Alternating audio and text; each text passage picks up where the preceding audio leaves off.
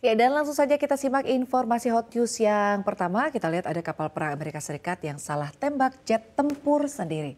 Ya, dua pilot Angkatan Laut Amerika Serikat selamat setelah ditembak jatuh di atas Laut Merah dalam insiden yang diduga sebagai salah tembak oleh kapal perang Amerika Serikat.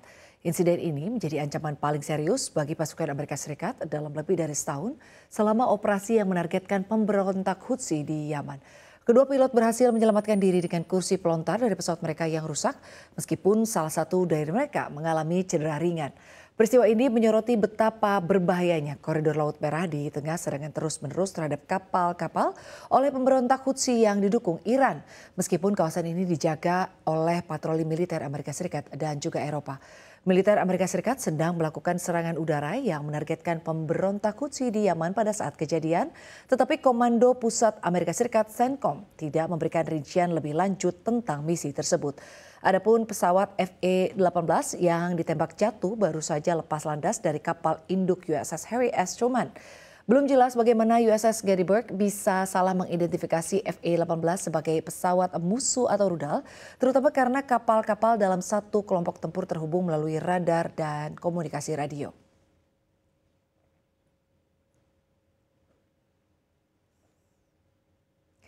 Kita ke informasi berikutnya pemirsa, yakni rakyat pindah ke rokok murah ini menurut Bea Cukai. Fenomena perpindahan preferensi masyarakat ke rokok yang lebih murah membuat Bea Cukai buka suara. Hal ini disampaikan Direktur Jenderal Bea Cukai Askolani di Kompleks Parlemen Senayan Sabtu lalu. Dalam paparannya, munculnya tren ini disebabkan tarif cukai hasil tembakau yang naik terus dari tahun ke tahun. Ini membuat masyarakat kemudian beralih ke rokok murah atau downtrading.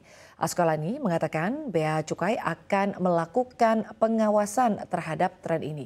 Menurutnya, perpindahan ini harus dipastikan terjadi secara alami, bukan akal-akalan produsen, untuk menghindari tarif cukai yang sesuai peraturan. Selain mengawasi, Askolani mengatakan akan menggunakan fenomena downtrading ini untuk membuat aturan yang lebih pas ke depannya.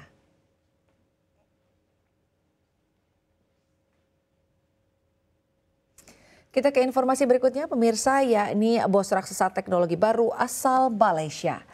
CEO Broadcom, yakni Hock Tan, berhasil membawa Broadcom ke puncak perusahaan teknologi dengan nilai pasar yang melonjak 40% dalam sepekan, terutama berkat prosesor khusus kecerdasan buatan yang dirancang untuk klien besar seperti Google dan Meta. Hock Tan memiliki gaya kepemimpinan yang cukup unik di dalam dunia teknologi yang berbeda dengan bos teknologi lain, seperti Jensen Huang dari Nvidia atau Tim Cook dari Apple. Sebagai seseorang yang baru saja masuk ke dalam klub super eksklusif, CEO perusahaan dengan kapitalisasi $1 triliun atau lebih, Hock Tan memiliki karakteristik yang berbeda dari CEO teknologi lainnya.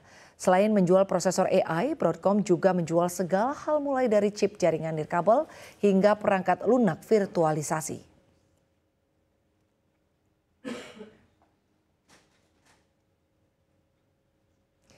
Kita ke informasi berikutnya, yakni harga emas yang terbang jelang Natal.